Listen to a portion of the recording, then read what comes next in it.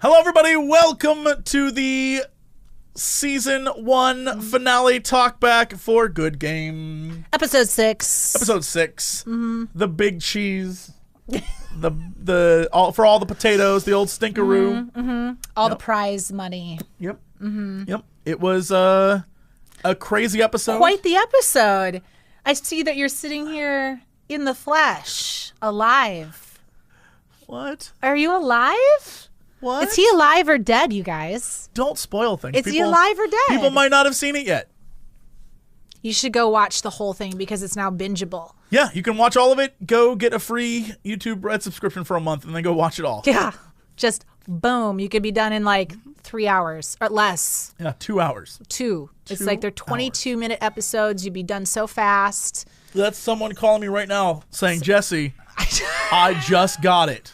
It's true. He just got, the whole series. It was amazing. That's what that text was about. It was like, Jesse, it was the best series I've ever watched. But a lot of people actually did binge it. They were like, screw it, got the free trial, and just watched it all. So it was kind of cool to see. It's cool to see the difference between people who like watched it weekly and people who binged it. Because the people who binged it, I think, got a little bit of a different experience. I like the idea of everything being released at once and then getting to watch it on your own time. That Netflix, I can't even talk. That Netflix vibe is something that I really like. And I do too. Hashtag season 2, let's hope that's like a thing. I would prefer binging personally. I mean, I do like the Game of Thrones, like weekly, what's going to happen thing. I want like all that, 10. but only for like that. I mean, there's very few series that I'm like, I want to wait to know and torture myself, but not with Good Game. I just want to put this out there. If you had watched Stranger Things on a week-to-week basis, I don't think that show would have been nearly as popular. Guess what? I still have 2 episodes left. We're going to edit right here because we need to go fix that. We're done. Episode over. We're done. I haven't watched the last 2 because I had to spend so much time editing and everything with Good Game. I didn't have time. Oh, I would have been like, screw it. This show can be whatever it's going to be. I got 2 more episodes to watch. I got shit to do. I don't have time for this. We're going to watch it soon. My goodness. We are done. We're done. The finale is over. An incredible season. I would say maybe one of the best seasons ever. Of anything. Better than fall and spring. Truly. The best season. The best season. Good Game. Good Game season 1. The best season. Better than winter. Yeah. Oh, for sure better than winter. Screw winter. Oh, yeah. No one wants winter. So a lot of you had questions, and we are here as usual for our talkback to answer them. Yeah. I am going to try and avoid as many spoilers as possible. Okay. Just so we can be like, go watch the show. That's true. I mean, there's going to be probably some spoilers. Yes. FYI, there's probably going to be a couple. I left out some questions that were very just like on point about the ending. And I was like, look, I'm not going to spoil the last 5 minutes of this show.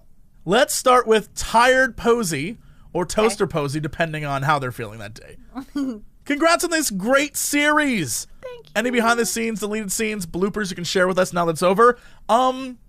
Yes. In fact, right now, right this very moment, editing in right now, that thing I've been promising you forever. Oh, that's right. What was your life built around before, besides sucking my sweet dick?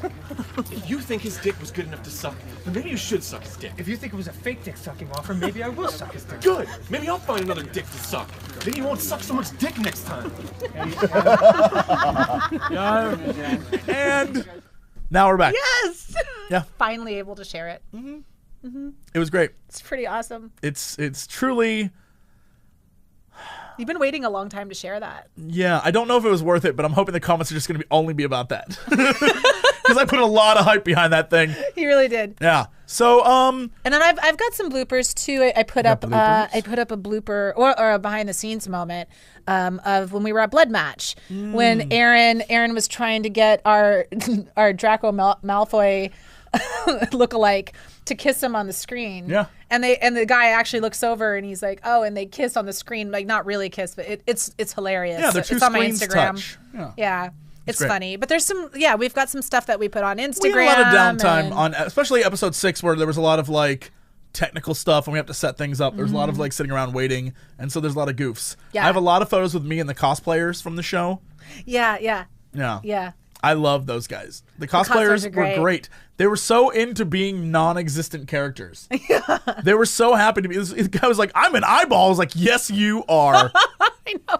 And he had like a little a thing that would make his wings go up. It was amazing. It was awesome. Yeah. And Buttered Rage, she was great because she wasn't really quite sure exactly what her character was. She just had giant ears and like a baker's hat. She was unaware. She was just like, what am I? And we were like, I don't know. You You're throw like muffins. Yeah, you're a monster lady with a baker's hat and a candle that throws muffins. You fortify people with your brand. Yeah, that's true. That's one of her spells.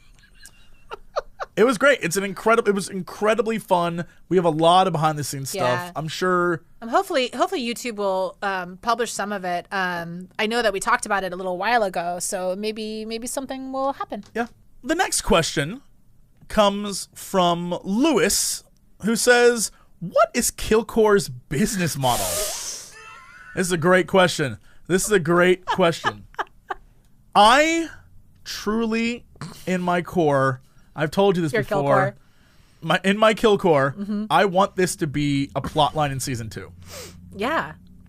Absolutely. Should Killcore will be Killcore will be looked at much stricter. No other. I'm not going to comment any more on that.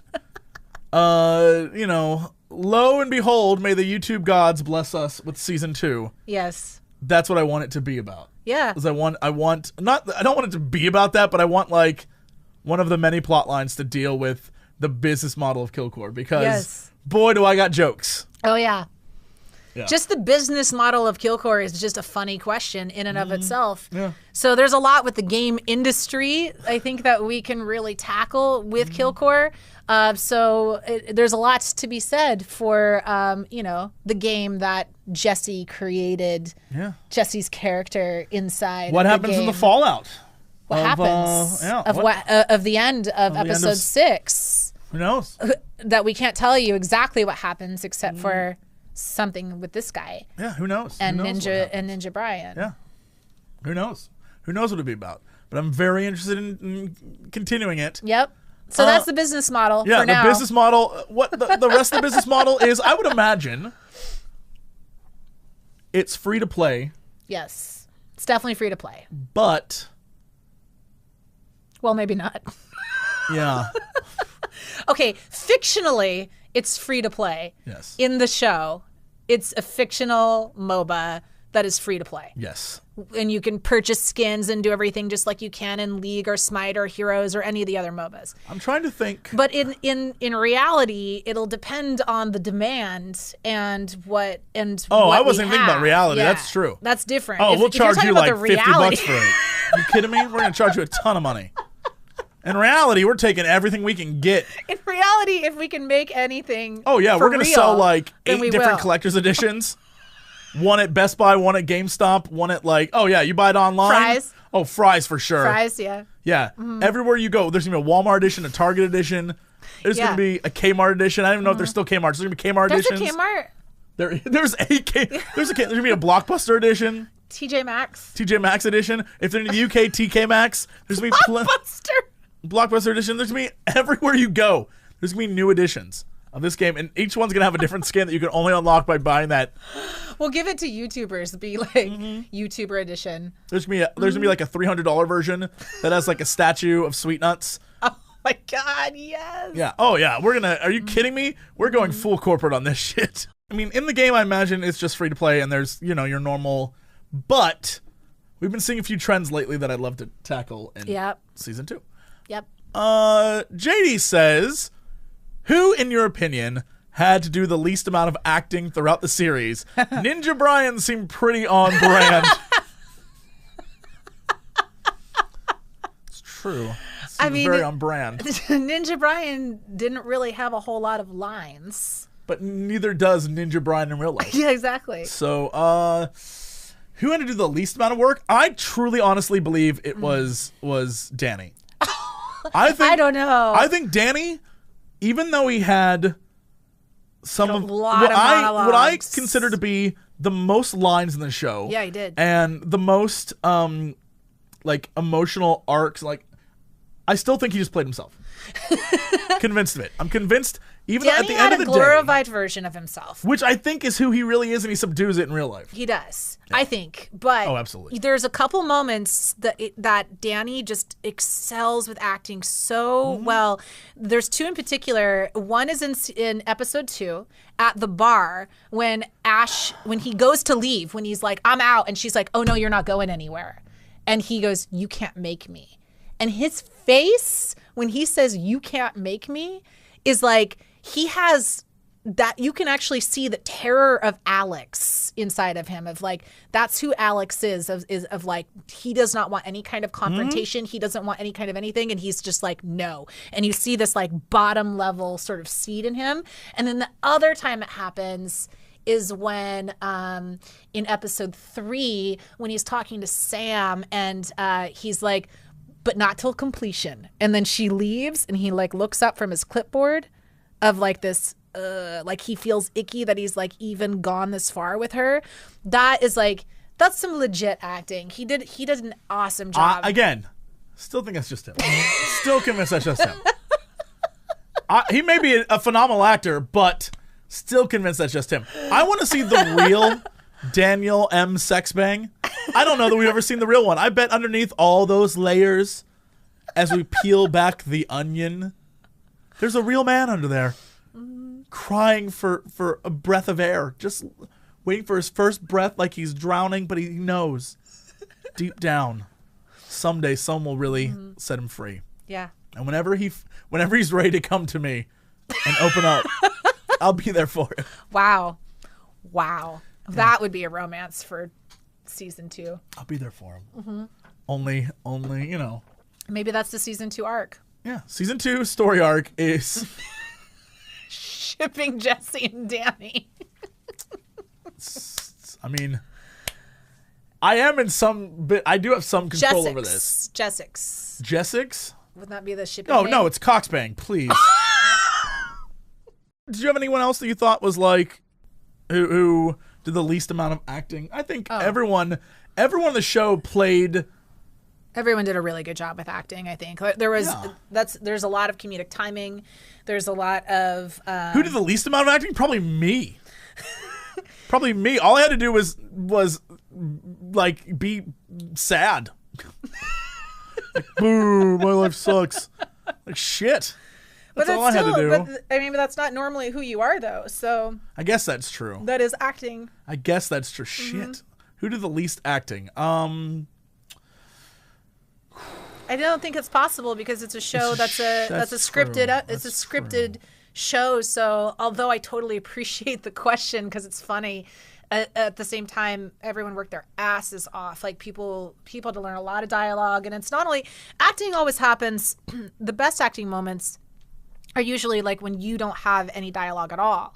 Like the moments where you're not saying anything and what are you doing in the background or around everybody else. She nailed it. There's a lot of moments where I was watching episodes and I'd be like, oh, Michelle, I love what you're doing in the background, even though you're just reacting to Danny say a line. Go watch episode 2. I don't know if they cut that up. I can't remember. No, it's in there. But like your reaction to Danny growing a pair when is he so breaks good. the bottle. So good. And you're like kind of blurry, like kind of out of focus in the background, but you can still see what you're doing. And it's like, she's not just standing there. I would have been like, oh no. I'm glad my college paid off. That's what I majored in. Acting. Background acting? That's cool. I majored in background singing so I can shoot with the best of them. Shoot. Yeah. Just shoot. Shoot. Yeah, I got shoop hips, so you know. Mark McKenzie, in your Michelle's opinion, do you consider was the hardest but most rewarding scene to film the show? Probably the bottle episode, episode 4, because that was a lot. All of the computers are in a circle. We used a lot of we used webcams, just like the one that we're using right now, the exact same. So everybody's webcams were being used, and we had 3 cameras. So there was a lot. Yeah, I don't know that you think about it or see how much work went into that episode. We're talking about episode 4. Episode 4, yeah. Streaming episode. In episode 4, you have all the high-end cameras that are around us. You have all of the these cameras. You have all of the screens of video games. You have all of the chat. So everything on every screen, like everything had to be the amount of time and effort that went into making sure everything on those screens made sense. Right. And because then that was after too. Just to film it, like we had to make sure that the green screen was specifically in a certain place on each computer. Right. We had to make sure that there was something else to be seen on the computer as well. So then that way, like Danny, our director, Danny Jelinek would say, hey, can you make sure that the screen moves a little bit, or and they would reposition things so that the camera would catch it differently. Mm-hmm. And then afterward, we had to go back in editing and make sure, our editors went through and make sure that there's no green screens, that Jesse and I ensured that there was like gameplay or not gameplay or login or whatever.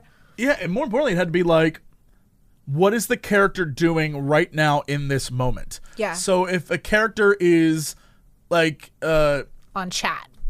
Yeah, if a character's watching someone else's stream, right, or playing the game. And sometimes if everyone's playing the game, where are their characters that they're playing positioned? Even if they're on the same team on the same map, you can't have like the same screen because it's not going to look the exact same. So even like down to the finest details on that episode are crazy. Like the amount of time put into that was a lot. And that was 2 days of shooting. Those are our last 2 days of filming that too. So it was just like, yeah, every single character, we had to know which character they were, for our Spasm interface that we created, because we created a whole new, like a streaming platform called Spasm. So we had to make sure that looked and felt like a real thing. So like if you're in chat, like if Aaron's character is, chatting and fighting with other people, what does that look like comparatively to what is Sam doing in the background? Like just every little thing.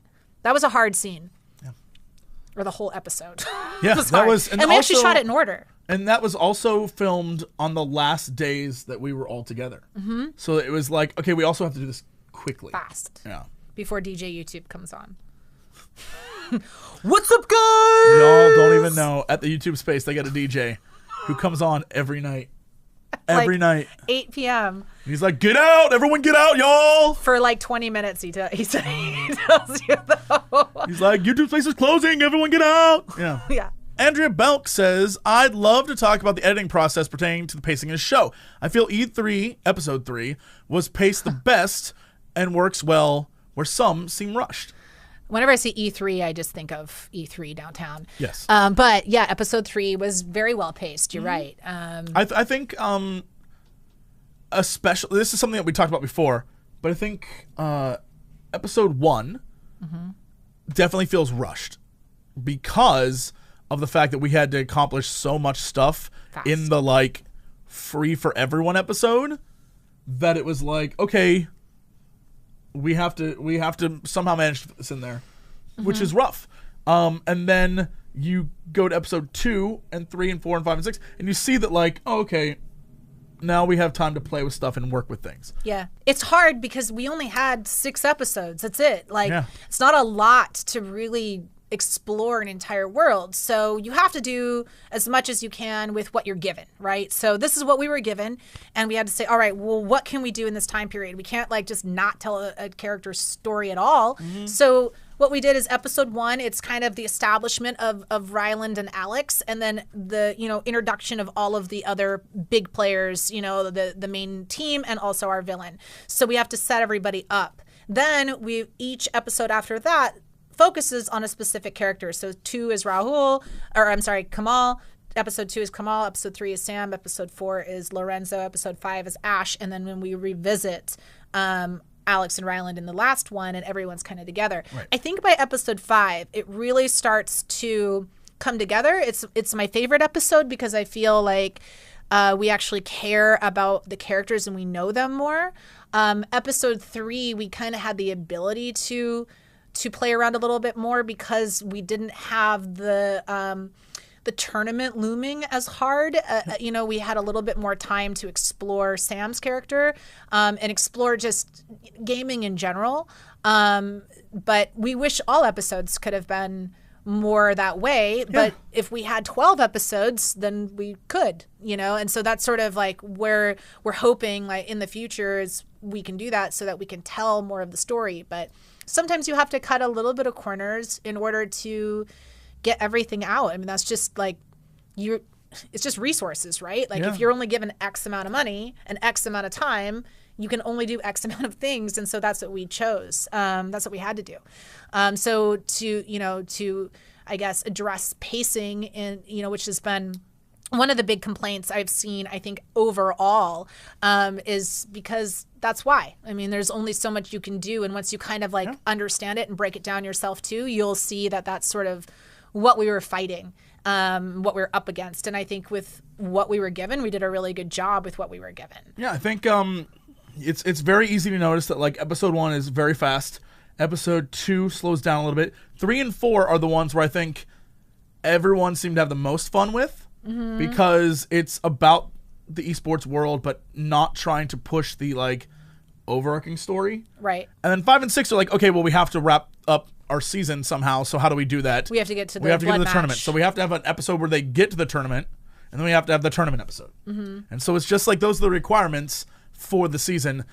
Just because there had to be some stakes. Like, and this is the conversation we had at the very, very beginning, where in some of the first drafts of the show, we didn't meet some of the characters until episode 2. Right. Like, the first episode was literally about our 2 main characters. Right.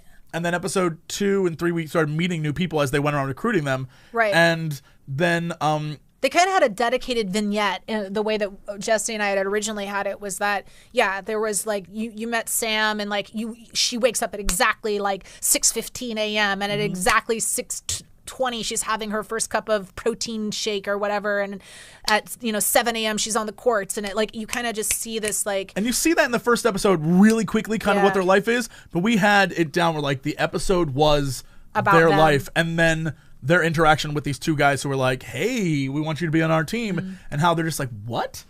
But we were basing this off of a 10 to 12 episode, arc, which we only got 6. So originally, like, there was more that we were going to do. And if you have more episodes, you can. But 6 is not a lot. Yeah.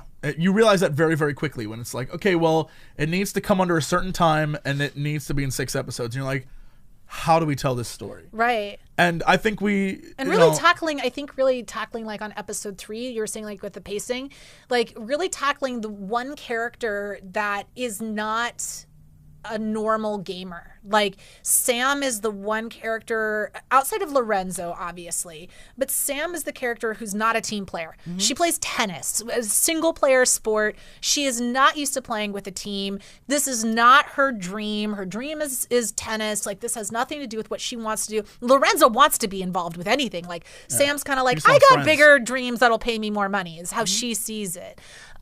So kind of focusing on her character to really like bring her into that world, because she's sort of different than the rest of the characters in that way. Yeah, and I think come season 2, wink, everyone at YouTube, wink.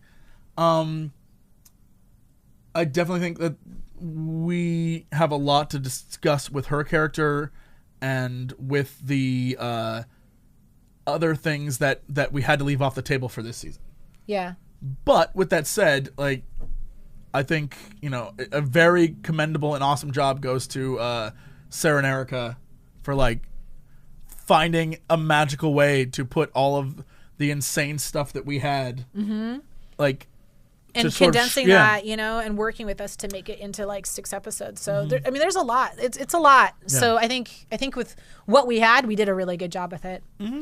Toot our own horn. So, okay, OMFG Blondie says, can you talk about the opponent team and their names, costumes? Right off the bat, just to go through all this, early on, we discussed the idea that, like, okay, we want our teams to be, because Killcore is ridiculous, and esports teams in general are like dudes in jerseys who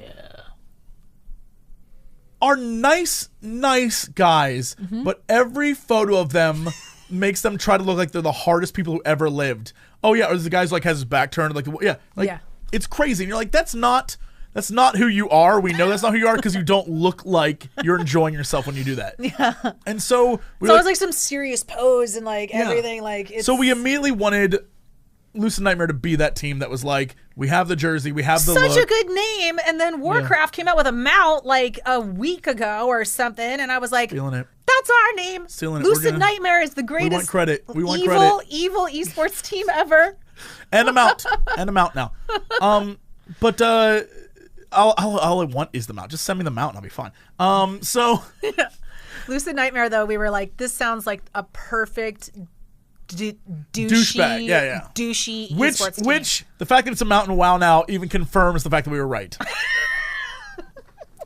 It's like we sat there and we're like, what is the douchiest name we can think up for an esports team? Because a lot of them are douchey names. Like everyone wants to be like the clever, but also like cool, and we're kind of like dark and like who are we, right? And like we have to get X Sephiroth X and like Dark Saber on our team and shit. And so like we're like, okay, that's definitely our bad guys. The other teams are crazy names with crazy logos. A lot of people are posting footage from the tournament where it flashes all the team names. And so we were like, okay, Killcore is bonkers. It's a crazy game. Our teams, except for Lucid Nightmare, which is like our tropey, like we're very serious about our craft. Yeah. Everyone else is one team, their logo kind of look like Top Gun, so they're kind of like fighter pilots.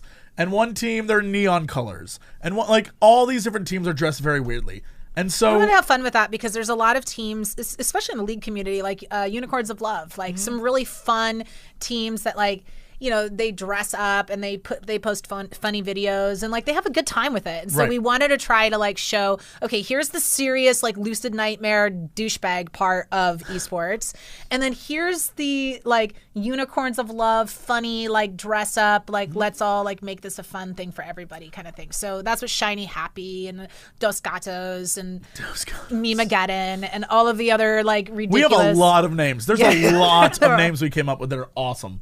But at the end of the day, if you're talking about low expectations, the joke there is that, one, it's our team. Low expectations is our team. Low expectations is the team that wins in the very end. Yes.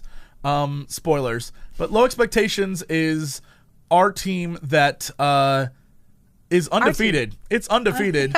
It's a team that myself and a bunch of our friends, when we go do like show matches and stuff, we always are like, goofing around, having fun, and for some reason they bring in like people who are like hardcore gamers, and somehow we just win. And it's weird. I don't know why. I couldn't tell you why. If you guys want to go back and watch like the greatest show match of the Heroes of the Storm, Mayhem Begins. Yeah, the very first ever show match for Heroes of the Storm was at BlizzCon, which Low Expectations won, and then they did another one closer to launch. Yep, Mayhem Begins, and that was at the YouTube Spaces, and Malik hosted it. That was crazy. And Michelle was our like backup. Yeah, like they asked me a day before, like, hey Michelle, can you play? Because Krendor missed his plane. She stone cold held it down, and we were just like, damn! Yeah, it was incredible. I got the Dragon Knight at the end. Yeah, you were doing great. Moro's going for the core. So I was talking with our friend Sohinki, who was on our team, and apparently, according to him, the strategy we used. I want to say it was Cloud9, but the next week used that in a tournament. Much better and more effectively, obviously. Yeah. But basically used our strategy to win. Because, like, we just backdoored. We had Johanna in the middle. Straight backdoor. I was holding mid lane. He was on Murky. No, you were on Jaina. I was Jaina. You were on Jaina. I switched out because one of the other guys we were playing with at the time was like, I know how to do it. I was like, fine, you be Murky. Yeah. I'll be whoever. And so it was literally the plan was Abathur was going to just top lane backdoor the entire time. Which was so hinky, and it's what he did. And he would like switch off between us and like try to help us. But so what happened is because we had you on Johanna in the middle, and because Johanna is like a super tank, unkillable at the time, like just super powerful, we had you just get XP in the middle and just like fight over the dragon. So whenever they tried to get the dragon, they couldn't get it. Mm-hmm. And then myself, and then Sinvicta as Murky, and my brain just died. Lasercorn, we were down bottom lane. and it was like 3 bottom lane, and so they would keep coming down bottom lane, and they would like focus fire the hell out of me, and just try, but they could not stop Murky. So Murky was pushing one lane, Avalar's pushing another lane, and you're just in the middle like causing drama. And it was a long ass game, and I know a lot of the time we were down by 2.5 even, and we still came back and we won. So Team Low Expectations has this lore of like, it's funny because that was my very first guild name in World of Warcraft like 7 years ago. Low Expectations. So it's just funny. Then they like randomly had this team name. I'm like, what? So I was very honored to be asked on that team. You're a permanent member now. Yep. Once you're on Low Expectations, you're always on Low Expectations. Yeah. And so the joke there, obviously, the team name was based off of our team because that's funny. But the characters that are on the team, the people who are on the team, we wanted to make this very clear. I think we talked about this before. Our team is like Seinfeld. They're not necessarily the best people. Yes, they're the underdogs. Yes, they're the weirdos. Yes, they're like all these people who we wanted to be kind of like lovable goofballs. But at the end of the day, we wanted an even more underdog team to come out of nowhere and just crush them, and them to be like, we hate them, but we can't hate them because like, how do you hate those? Like, you can't. They're like so lovable, and one of the things that you know, in the show, one of the characters they meet early on is like this weird guy who's just like, I'm just a weird dude and I'm so excited to be here, and I think at the party? Yeah, and I think that's the vibe we're going for with the idea of what Low Expectations is, where they're supposed to represent the esports player, the video gamer who is just thrilled to play the game for the love of the game. And they don't know why they're there. They don't know how they got there, but they love what they're doing. And they love the idea that this is a thing and that somehow they can make money doing what they love. Doesn't matter how old they are or what gender they are or what kind of disabilities they face. They can just win. And like there's a possibility of that. So we just wanted to contrast that with our own ridiculous team. And still give a shout out to ourselves. To ourselves. Our next question is from John Zhao, who says, where do you see the role of Good Game in the TV industry as a whole? Do you think it'll spawn more similar small budget programs? Oh, well, yes. The answer is yes, I think it will, because it already kind of has. I mean, I've seen some castings go out for some small series kind of stuff, like little things to be paid a very low amount of money. I saw a casting, actually. I should show it to you. There was one that it was essentially like the character of Ash. It was the breakdown of Ash. Like it sounded like exactly like my character, and I got it in my inbox. It was just like a random casting thing, and it was like $100 a day or something, like really low and like very just. But for that much work, that's not like a good rate for acting. But it was essentially that. So I think that there are some productions that are going to be doing it. They're going to try to do it in their own way, and I think in the TV industry as a whole, I think the TV industry is changing quite a bit, obviously, that streaming has kind of taken center stage. Even like CBS, NBC, ABC, they're all streaming now. Like if you try to watch like Colbert, for instance, if you try to watch The Late Show and you try to watch his monologue, you can't go to YouTube and watch it anymore right away. You have to have CBS streaming, or you can have like YouTube TV or whatever to be able to get it right away. But now they're blocking that stuff unless you have it. So I think streaming is taking center stage. I think that all of the big networks are finally accepting it, and they're all like getting on board because of the success of HBO, Netflix, Hulu. And now what we've got too is stuff like all of the social networks, because we've got YouTube, obviously, that's come in center stage, which is a giant social network. Plus Facebook is also doing TV, and Apple is doing TV. So TV, the word TV has just changed. Yeah. That's all. So I think in the whole scheme of things, it's clearly going to be, an Emmy contender. Oh, our show? Yeah. Sorry, I got distracted by the fact that it was like covered in like dirt. I don't know what I've been doing all day. Guys, I've been You were listening to my amazing talk about the television industry? I didn't hear any of it. I don't know what goes on in TV. I have no clue. I don't know what's happening. You know what? But if our show, if they want to give us an Emmy. Dirt. Oh, no, TV's great. # give us an Emmy. No, that's what's gonna happen though. TV is just changing. It's just a new thing. It's just that's all it is. It's just streaming and streaming stuff gets Emmys now. Amazon's in the game. Everybody's in the game. So I think in the whole scheme of things, if they give us another season, I think that we would be up for awards. I say people should put in the comments below what episode they think would be the one that won the Emmy. What's the best episode? Put it in the comments below. Also, when it comes to esports, a lot of shows are now appearing that are like, it's a show about esports. Yeah. So movies, Will Ferrell has a new movie coming out. Yep.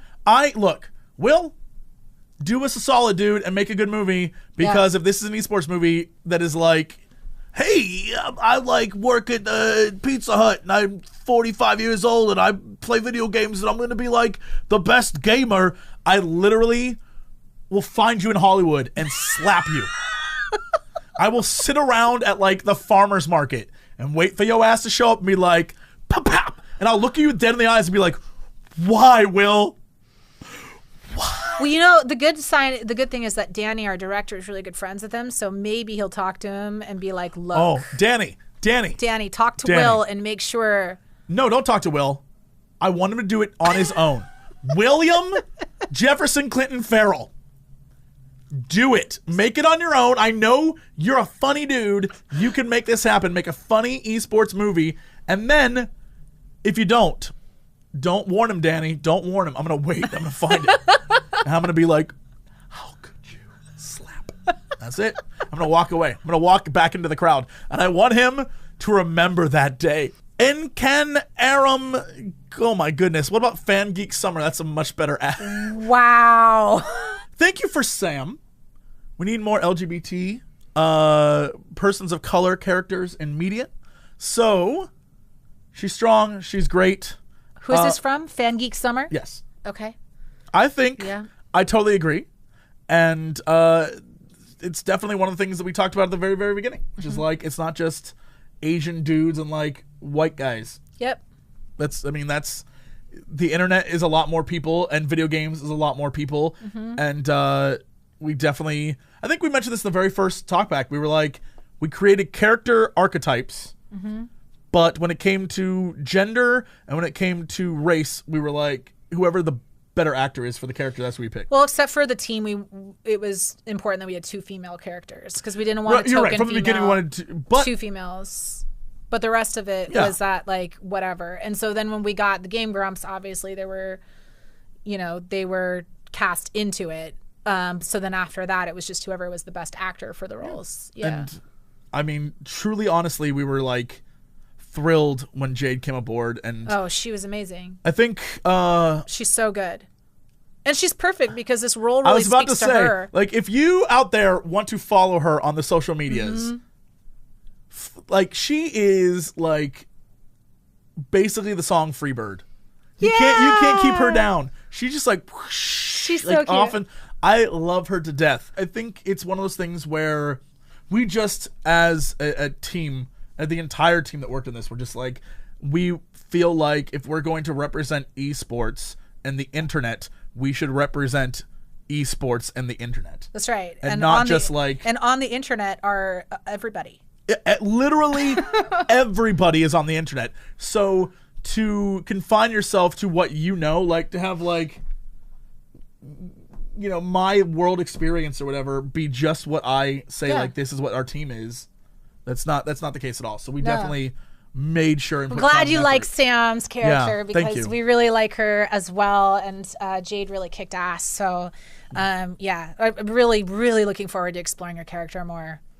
We have some dope really good ideas for Sam. We have been talking about this for a while. There's such a good. We can't wait. I feel bad because I don't know that I've given thought to any of the other characters but Sam. What? Yes, sorry. You have.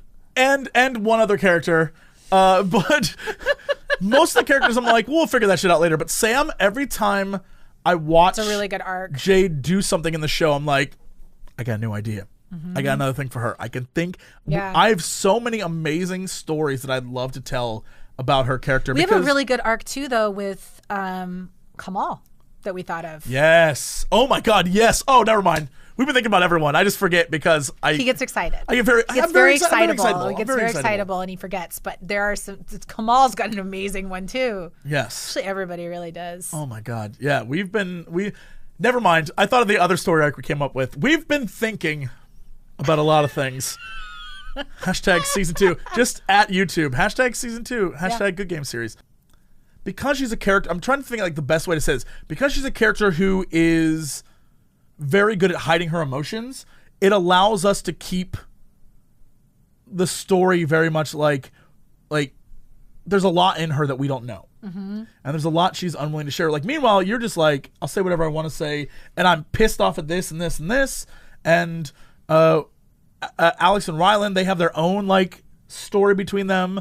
Mm-hmm. And Kamal is just a scumbag, but he is a character that we can use to represent really important things, which we tried to do in this past season. And so, like, when it comes to Jade and Sam's character, it's like, okay, she's this sort of like blank canvas we can work with here and really show people like, here's some other shit that you aren't aware of about esports. Yeah. Yeah, it's interesting because like Ash, she's got so much industry knowledge, and while she wants to play and be respected, she also doesn't want to fuck up. She also doesn't want to be the laughing stock of the esports community. She does want to be accepted, and she does want to win, and she does want to like prove them wrong. She wants to be like, fuck you guys. But she's also not willing to just like give everything up for it. So she was willing to like go and be with another team even because she wants to win so badly. I mean, she needs money. So she's in a different position, you know? Can we go back to the question that said, in your opinion, who had to do the least amount of acting? I change it. I changed my opinion. Yeah, I think going back to the original question, which is an important one, I definitely think that showing as many different people in your show is important. Yeah. And I know that there are a lot of people who watch this show in the Game Grumps audience who are from a wide variety of backgrounds. And so it's like, you know, we'd be doing them a disservice. It was just like the Game Grumps plus like a bunch of white dudes. Yeah. That's our next series. Game Grumps. It's just such a Forrest Gump. Yeah, Game Gumps is literally it's the entire cast of our show playing Forrest Gump. The new game from Cry for Help Studios. Forrest Gump Simulator, Game Gumps. That's where I'm going with it. Well, I've totally butchered that question, so we're just gonna move right along then. Marcus Snow says, the toxic stream chat, specifically the racist sexism, hit me hard. Was this specific prior experience or something else? Great series. Thank you. Yeah, thank you. I don't know of anyone who has never experienced toxic stream chat or toxic chat or like that's the internet. To not include that would be a lie. Yeah. On like the fundamental level of our show. Yeah. That's how it works. I had one friend of mine who wrote me who said that he had a really hard time with the first couple episodes because of the language and that he had to actually step away and come back to it. And then he said, at first I was really bothered, but then after I thought about it, it is an exact representation of what it's actually like. Yeah. Because if you don't do that, then we're just lying. Then we're just like trying to like whitewash it or just like wash over something that you can't. Like it's the internet. And if you're given 6 episodes, you damn well better spend at least one of those 6 truly talking about the fact that that's the world in which we operate. Oh yeah. Because the stuff that has been said to me online about being a woman, it's hilarious. Like, I mean, it's disgusting. Yeah. Luckily, it doesn't bother me as much as it bothers other people. Like, and I just say luckily because I don't have to deal with the pain as much. But I know a lot of people really deal with the pain of that. It really hurts people when people talk negatively online. I could give a shit, but you just have to like develop the thickest skin in the world. And honestly, I've rationalized all of it. Like, truly, I have gotten to the point where I've been like, okay, well, you read some really mean things today, Jesse. Let's take a step back and think like, okay, well, in this person's reality, how old are they? What is their like mental state like? Mm-hmm. Are they having a bad day themselves? What's going on? Mm-hmm. And then when they send a message, they're like, It's like a little thing. But when you see 50 of those all of a sudden, it hits you. You're like, so you have to like think about everything. And it's a stupid thing to have to do, but like because it happens so often, you have to be like, okay, I need to take a step back. Yeah. Before I say something that adds to this. Yeah. And it's just a true thing that is on the internet, and especially if I wish you I was are better at that. Sometimes I just write back and I'm just like, fuck you. Well, truthfully, sometimes someone will say something that I just like. There's a moment where I'm just like, all right, let's go. And that's then, what I like Aaron's for when he's defending Sam in the when Ryland is defending Sam and he's like making those faces and he's just like. Because you can't wait. You're like, I'm going to get you. And then the minute you type and press send, you're like, ah, shit, why did I do that? Because you know it's only going to get worse for you. It's never going to get better. And so you're like, ah, God. And so I think it's something that definitely needs to be talked about in the show. And even in the future, it's something that constantly is going to be an issue. And I think that... it's not something that'll go away, ever. Never. Because as long as you're allowed to make your screen name Darksaber 4, then no one will know who you are. You can still be a dick. And here's the thing, though. Having been a young man once in my life, boy, was being a dick fun. Like, I get it. But the older you get, you're like, God, what an ass. That's what's great about becoming a woman later on in life is that you can be a dick. I mean... I'm just saying. Someone take that out of context. Was being... What... The thing about being a woman that's great in life later is that you can be a dick. Because you don't get... Kristen, what did that mean? What did that mean? The next question comes from Jasmine, who says, such a good season. Thank you. Congrats, you guys. Hoping for season 2. Was wondering, was Steeman's offer to Alex actually legit? Thanks. That's a good question. I think that that Steeman would do anything to throw off another team from winning. So anybody who's going to beat him, he will try to undermine. Because it's specifically esports people and specifically Ryland, his offer was real. That doesn't mean that the details of the offer would have been real. So while he may poach Alex, he might not actually have him doing anything. I mean, Alex doesn't have any real experience. Yes, he turned, like the line says, you turned a bunch of misfit toys into a killing machine or whatever the exact line is. But he says something to that effect, praising Alex. Alex did a good job, but at the same time, you've got the rest of the team. You've got Ash essentially coaching Alex. You have Ryland, who is a genius at the game, as well as Kamal, and Sam, who's always working her ass off. I mean, the only person who's really not contributing is Lorenzo. But, you've got... He does his bit in the end. In the end, he comes through. Those other 4 players must be really good. So, but Steeman will do anything to undermine Ryland. But now, that was a real offer because it was the night before the blood match, hoping that he could screw up the team and get in their heads. Yep. So he would do anything, but who knows what the details would be. Because in esports, as everyone knows, contracts and offers don't always go the way that people say they do. And we've definitely thought about the future of that as well.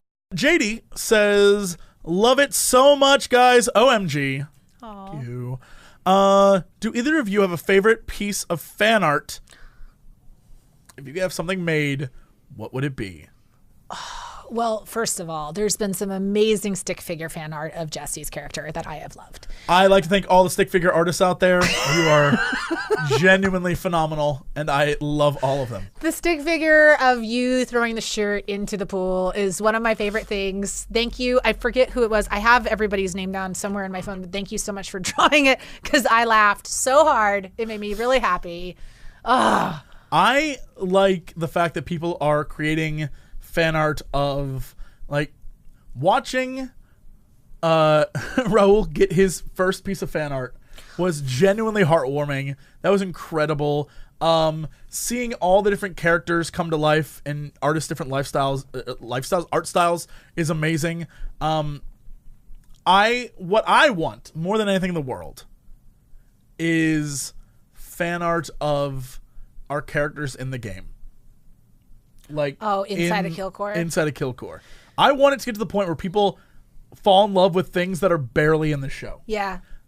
And don't like do it just because I'm asking right now. I want people to like get so into the show they're like, I made some Sweet Nuts fan art, and I would love for that to happen. There was actually some of that. One of my favorite pieces of the fan art is of Killcore. It's of Bubosaurus, or Double D-Rex. Sorry, Bubosaurus was her first name. What is Double D-Rex and Butthurt, I believe. And it's this really cool, I sent it to Mark Gibbons. It's amazing. How have you not seen it? There was a lot of incredible fan art, and it really made my day, like, all the time to see it on Tumblr. I think I had mentioned it last time, but I reactivated my Tumblr just so you could look at like, so I could look at the fan art and see. There was a lot, because I was like, Michelle, did you see this one? And I'm like, I'm not on Tumblr, and so I got back on Tumblr and did it. So now I'm on there. The response from people has been amazing, and we're so like honored and thrilled that you guys loved it as much as you did. And we put a lot of work. We just had the realization this morning. We were like, because Michelle's like, didn't you just move into your apartment a year ago? I was like, no, it was 2 years ago. And she's like, oh my God, we've been doing this for 2 years. Yeah, for so long. Like, I remember when he was moving, and now, like, yeah, it's wild that it's been this long. 2.5 years of working on it. So we're really hoping to get a second season. We really loved working on this project, and it was a dream come true on about 100 levels for me personally. And yeah. We did a good job, and my partner Jesse's just the best. And thank you to everybody that was a part of the series, the cast and the crew, everybody, pre and post production, YouTube for taking a chance. I think I said this in my Instagram post, but like YouTube for taking a chance on a story of a rapidly growing industry that, I mean, it's still growing. It's still not completely defined yet. So allowing us to sort of poke fun and celebrate it at the same time was a really big risk for YouTube, and I think they did a great job with making the right decision. And I think YouTube is great. Like, maybe one of the best places on the internet. # give us season 2. I love you guys. And we really appreciate Starburns Industries, Dan Harmon, bringing in his production expertise, Sarah and Erica for bringing in their comedic expertise, Danny and Aaron for saying yes to us, the rest of the cast for just being awesome and a part of this, Michael Ornstein, who is just a national treasure, plays Lorenzo, Jade Payton, who plays Sam, Raul Aburi, who plays Kamal, Oliver Cooper, who plays Steeman, Terry Crews plays Terry Crews. Everybody. Oh my God. The only people named themselves are myself and Terry Crews. And Naomi. And Rachel. Did we give Rachel and Naomi last names? So no. Naomi. Do we give them last names? Naomi got her last name. At first, she wasn't sure if she could use her last name, but yes, she got her last name and her Twitter handle on it. So really, the coolest people on the show got to keep their names. That checks out. Yeah, sure. I mean, I'd go by Ash, so that's fine. I want to go back to the first question. In your opinion, the least amount of acting throughout the series. You know what no one asked? Nobody asked about Ash and Ryland almost making out. No one asked. You know why? Because it didn't happen. Didn't happen. I was looking for, like, sweet smooches. Yes. Sweet alcohol-filled smooches. Yep. Truth be told, that is the second grump that I have almost kissed. Truth be told, that is the second grump I've almost kissed. All right, well, that's it for us. Thank you so much for watching all of these and watching our show. You guys are awesome. And like we've said before, by all means, let YouTube know how much you love the show. And we hopefully will see you soon doing more of these. Season 2. Season 3? 4. You just want to show off that wedding ring. You're like, married! Ooh, married! Get out of here. Bye, everybody! I'm still looking at this damn hair like it didn't change throughout the entire thing. Alfalfa. Oh, gross. Bye! You know, where's the payoff? Bring the strippers and booze! We do occasionally talk about video games. Bring the strippers and booze! Not enough time for video games. Bring the strippers and booze! Oh, thank God, I don't need pants now. Hey, JC, what are you doing? Not much. Making a fortune. Yeah, now sing music. Bring the strippers and booze! Now I'm here to ask and answer one simple question. You got